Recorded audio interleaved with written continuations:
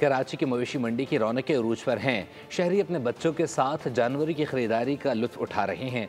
मज़ीद तफसीलात जानते हैं साद गुज्जर से जो नादन बाईपास पर मौजूद हैं। साद अपडेट कीजिएगा।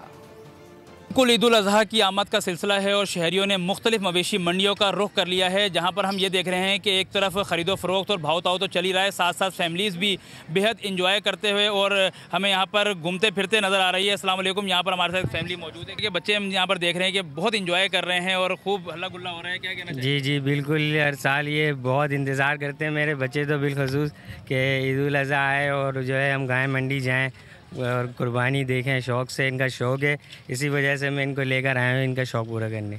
मज़ा आ रहा है? यस, मुझे तो बहुत मज़ा आ रहा है। यहाँ के जानवर बहुत अच्छे और बहुत खूबसूरत है माशाल्लाह से। आप बताओ कि आप क्या करने आए हो? मुझे बहुत सारे जानवर अच्छे लग रहे हैं। मैं इन सालों को चारा दूंगा। इन सालों को सारे आपको पसंद आ रहे हैं? इनको क्या क्या करोगे आप इनके साथ? चारा खिलाऊंगा। साद अपडेट करने के लिए सब्सक्राइब करें और बेल दबाएं ताकि कोई खबर रह न जाए।